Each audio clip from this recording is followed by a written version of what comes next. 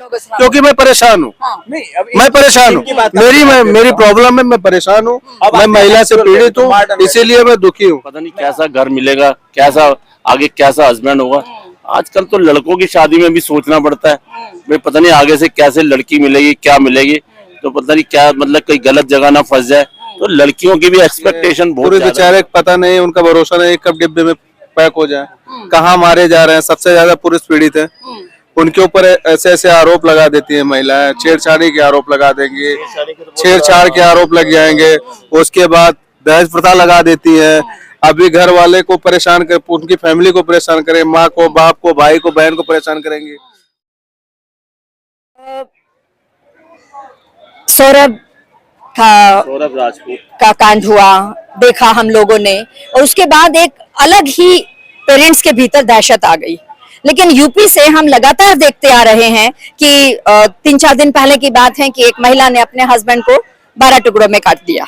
ठीक है, अभी आज की खबर है कि एक महिला ने, वो रेलवे कर्मचारी थे यूपी में ही, बिजनौर में, और उसने अपने हस्बैंड की जो ना गला काट के हत्या कर दी और हार्ट अटैक का नाम दिया। वो तो जब पोस्टमार्टम रिपोर्ट आई है तो पता चला कि नहीं, हार्ट अटैक नहीं हुआ, वो तो गला दबन से उनकी मौत हुई है। तो ये चीजें एक अलग क्या मैसेज दे रही है, कहाँ जा रही है ये दुनिया। साथ नहीं रहना है तो हमारे पास, हमारे कोर्ट ने, सबने दे रखा है कि भाई तलाक ले लो, लेकिन किसी की इस तरह से हत्या करना और इतनी ब्रेवरी आ जाना, ये किस चीज की देन है?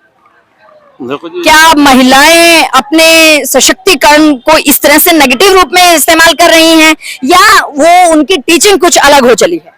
देखो जी, उनकी है ना, महिलाओं की कुछ एक्सपेक्टेशन ज्यादा हो रही है। मैं बताऊं, कोई टेक्नोलॉजी का भी इसमें बहुत बड़ा रोल होता है। वो देखते हैं, एक टाइम होता है, हमारे टाइम में तो वो टीवी ब्लैक एंड व्हाइट होते थे, आजकल तो फोन है, गूगल है, हर जगह डेटिंग ऐप है, वहां पर जाके महिलाएं, मतलब महिलाएं क्या, आदमी भी करते हैं, ऐसी बात नहीं है। लेकिन अब ये टाइम ऐसा आ गया, हमारे टाइम में जब शादियां होती थी ना, तो मतलब फैमिली का नाम देखते थे, और उस टाइम है ना, फैमिली जो होती थी ना, बड़ी बड़ी होती थी, तो उसमें शादी जो होता है ना, फैमिली रिश्तेदारी में ही हो जाती थी। आजकल फैमिली जो है ना, न्यूक्लियर फैमिलीज हो गई हैं। आजकल एक फैमिली ट्रेंड चल गया है, मतलब बच्चों की शादी होती है, अलग होते हैं, उनके 2-2 बच्चे होते हैं, एक लड़का एक लड़की, या किसी के 2 लड़के हो गए, तो उनके पास स्कोप बड़े कम होते हैं। तो ये जो है ना, ये क्या नाम, ये जैसे मतलब कि कर रहे हैं ना, एक मतलब टाइम ऐसा था कि लड़कियों की शादी करने में पहले हम लोग सोचते थे यार पता नहीं कैसा घर मिलेगा, कैसा आगे कैसा हस्बैंड होगा। आजकल तो लड़कों की शादी में भी सोचना पड़ता है, भाई पता नहीं आगे से कैसे लड़की मिलेगी, क्या मिलेगी, तो पता नहीं क्या, मतलब कहीं गलत जगह ना फंस जाए। तो लड़कियों की भी एक्सपेक्टेशन बहुत ज्यादा बढ़ गई है, और लड़के वालों की भी है। पहले तो लड़कों वालों की एक्सपेक्टेशन होती थी, अब लड़की वालों की भी एक्सपेक्टेशन जो है ना, उनकी उम्मीदें ज्यादा हो गई है। पर हम और लोगों से भी चर्चा करते हैं, लेते हैं।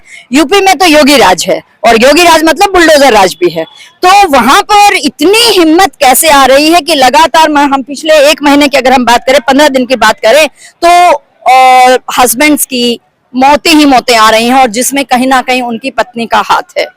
नहीं, मुझे आप योगी को कैसे रिलेट कर रहे हो? भाई यूपी में योगी जी हैं, और योगी जी का मतलब तुरंत फैसला। योगी जी या कोई भी हो तो क्या किसी की फैमिली के हो, निडर हैं वहाँ के लोग, फिर चल रहे हो, किसको काट रहे हैं? योगी जी कहाँ देख रहे हैं? योगी जी नहीं, अब लोग निडर है, कोई अपने हस्बैंड को मार दे रहा है, इस तरह की जगह हत्या कर रहा है, तो अरेंड की किसमें सीएम को कोई हाथ है? इसमें सीएम को आप डायरेक्ट ब्लेम कर सकते हैं। सीएम का तो मैं नहीं बोली, मैं तो बोली कि योगी जी की बुलडोजर नीति है, मतलब कि एक है कि भाई यहाँ फैसला तुरंत होगा। आप फैमिली देखो, जहाँ पर पॉपुलेशन ज्यादा होगी ना, वहाँ केसेस भी ज्यादा आएंगे। देखो वहाँ की पॉपुलेशन 25 करोड़ है, तो इसलिए केसेस भी ज्यादा आ रहे हैं। बाकी जगह मैडम आपके घर में हो सकते हैं, हमारे घर में होते हैं, बगल के पड़ोसी क्या भी हो सकते हैं। हम फैमिली वैल्यू से बात कर रहे हैं कि हम कहाँ किस दिशा में जा रही है हमारी फैमिली, हम इस डिबेट में चल रहे हैं ना मैडम। इसमें हम किसी को क्यों ब्लेम करें? अपनी मतलब व्यवस्था को ब्लेम नहीं कर सकते कि फैमिली वैल्यूज वगैरह हम बात कर रहे हैं। लड़की ने अपने आशिक बनाया, शादी, उसका हस्बैंड बाहर था, मारा, तो ये गलत है। तो इसकी दिशा में हमें सोचना चाहिए कि हमारे बच्चे सेफ है कि नहीं सेफ है, हमारी महिलाएं सेफ है कि नहीं सेफ है, इसकी दिशा में ज्यादा हमें सोचना चाहिए। एक यूथ होने के नाते कैसे देखते हैं आप इस तरह के ये जो मर्डर हो रहे हैं? सबसे बड़ी समस्या इस देश की महिला सुरक्षा की बात होती है। पुरुष सुरक्षित ही नहीं है, पुरुष सुरक्षा की बात कोई करता नहीं है। लेकिन भारत तो पुरुष प्रधान देश कहा जाता है ना, इसलिए पुरुष सुरक्षा की बात नहीं चल रही है। कहे जाने से कोई बात नहीं होती है। पुरुष बेचारे पता नहीं, उनका भरोसा नहीं, कब डिब्बे में पैक हो जाए, कहाँ मारे जा रहे हैं। सबसे ज्यादा पुरुष पीड़ित है, उनके ऊपर ऐसे ऐसे आरोप लगा देती है महिलाएं, छेड़छाड़ी के आरोप लगा देंगी, छेड़छाड़ के आरोप लग जाएंगे, उसके बाद दहेज प्रथा लगा देती है। अभी घर वाले को परेशान कर, उनकी फैमिली को परेशान करें, माँ को, बाप को, भाई को, बहन को परेशान करेंगी और रहना खुद नहीं चाह रही, परेशान पूरी फैमिली को कर रही है। तो समस्या यहाँ है, समस्या यहाँ है। समस्या यहाँ नहीं है कि महिलाओं को हम लोग ज्यादा बढ़ावा दे दिए, वही दिक्कत अब वहीं से स्टार्ट हो चुकी है। महिलाओं को ज्यादा बढ़ावा चाहिए। नहीं, गलत बात करी इन्होंने बहुत गलत बात करी कि हमने महिलाओं को बढ़ावा दी, ये गलत बात है। जब महिलाएं काम कर रही थी तो हमने उनका सम्मान नहीं किया, ये रियल फैक्टर है।